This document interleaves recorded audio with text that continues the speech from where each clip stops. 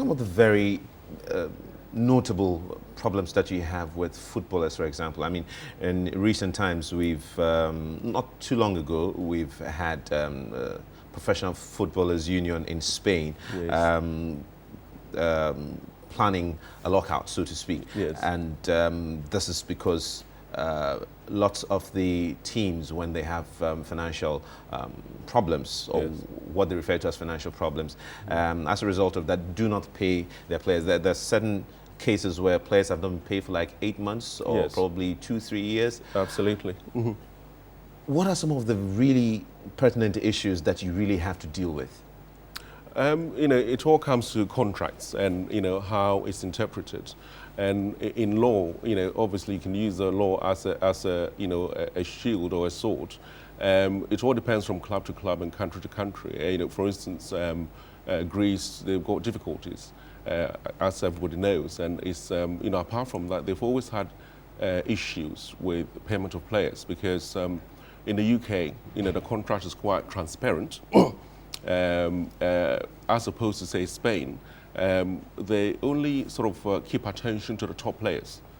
The smaller players are always in difficulty. So what we advise them to do is to move to a club or a country where payment is not an issue. That's one of the package that we give to people. Germany is a very good place where their laws are quite transparent. So is France. Spain, you've got an issue with bigger clubs only paying the top players, and the smaller players, having difficulties. And it's all got to do with personalities because of the way clubs are owned. They're owned by possibly big individuals, and it all depends on how their cash flows. One big important thing is that the way the Premiership is quite dominant is the sponsorship they get from Sky, BSB. All the teams do have access to a certain amount of money, regardless of whether you're Manchester United or Arsenal. So in terms of financials, they all seem to be quite able to, deal with their, businesses with no difficulties. As opposed to Spain and Italy, the big clubs negotiate their own terms with television. So the smaller clubs are always in financial difficulties. So that's a contrast between the UK and parts of Europe. I mean, as a consultant and as a legal person advising players, lots of times, apart from the fact that the EPL is a very marketable brand, so to speak, and it's a very exciting league as well, a lot of players think about financials as well. Oh, yes. But the EPL, apart from the fact that it's so interesting, also has very stringent tax, should I say, tax systems. Yes.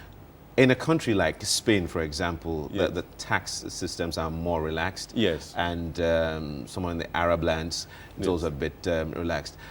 With your experience, would you advise a player who probably wants to enjoy the very best of football and probably also wants to earn some good money? Yes. How would you advise such a player? Which place would be a very good place to go to? I mean, we've had problems in the past where players have had, or sports personalities have had issues with paying the tax and all that. Yeah.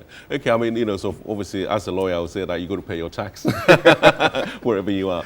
But most importantly, wherever you are in the UK, because most of obviously the players are foreign residents, there are ways and means that because first of all, what we see is that all footballers are like small businesses.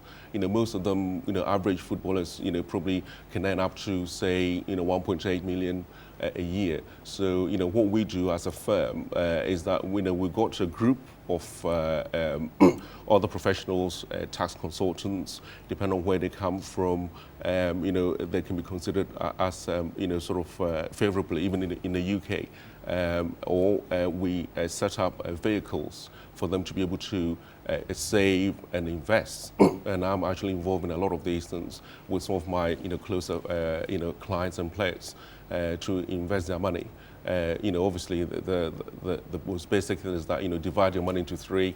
Whatever you get, you spend some, you save some, and you invest a third.